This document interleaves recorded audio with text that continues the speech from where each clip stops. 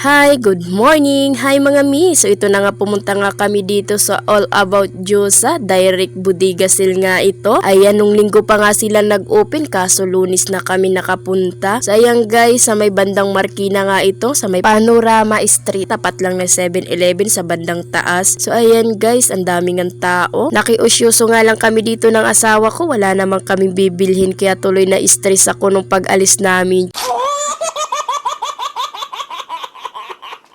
Pera na nga lang talaga ang kulang dahil gusto nga ng asawa ko ay bilhan ako ng cellphone dahil nga yung cellphone ko na ginagamit ay naghahang lagi. Kaso sabi ko pwede pa naman to pagtiyagaan, saka na pag nakaluwag-luwag. Kumunti na nga yung tao pero maya-maya dadami na naman yan. So ayan guys, kung naghahanap kayo ng laptop, tablet, iPhone, iPad, so ayan, cellphone, napakaganda talaga, ang mumura lang talaga, pangmasa. Ayan ang price list nila. Meron po tayo ng 3599.